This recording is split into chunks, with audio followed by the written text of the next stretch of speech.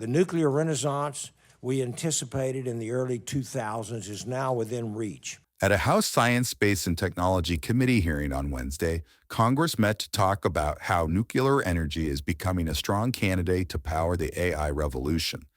Nuclear's capacity factor of 92.5%, let that sink in, is the highest of any energy source. Witnesses from the nuclear energy sector were invited to testify. Both Oklo and Constellation Energy are playing active roles in leveraging nuclear power for clean, reliable electricity. America must win the race for AI supremacy, and to do that, we need to assure timely power supply for AI infrastructure like data centers, while at the same time securing reliable, affordable, and clean power for all customers. AI has triggered a Sputnik moment, accelerating the demand for dependable domestic power. According to Goldman Sachs, AI data centers will have a significant contribution to power demand growth, driving a 160% increase in power demand through 2030. Congressman Zoe Lofgren started her line of questioning asking Dr. Jeremy Renshaw of Electric Power Research Institute about China, America's chief competition in the AI race, who is currently building a massive nuclear energy infrastructure. How would each of you rate our ability to compete with China's massive nuclear expansion, particularly in developing next-generation reactor technologies? China is definitely moving fast. They have the infrastructure in place, manufacturing capabilities that have accelerated their ability to perform.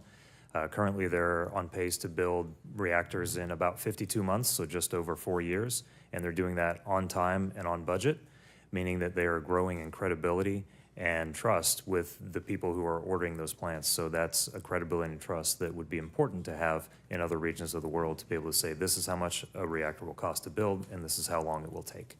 Rep. Lofgren followed up by asking how new technologies like quantum computing could play a role in helping reduce electric energy needs. There are some in the AI space who believe that the power consumption is actually going to go down as quantum comes into play, and using different algorithms, that the energy issue is going to be different than it is today. Do you have a view on that, Dr. Renshaw?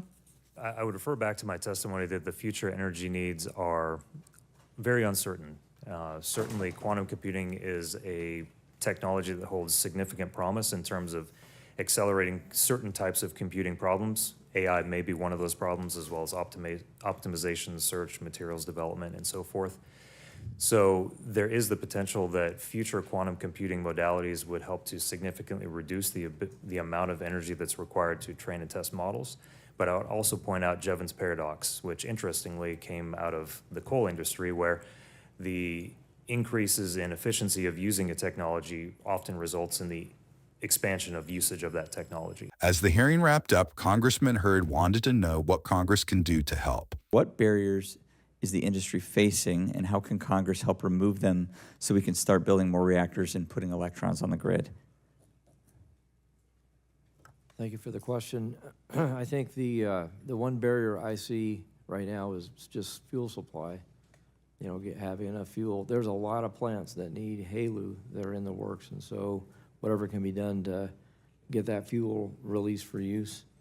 And then funding research to be able to undergird what the new generation plants are trying to bring to market. As artificial intelligence continues to ramp up, the collaboration of government and private industries will be crucial. For more Congress news, stay tuned to Congress Clips, and thanks for watching.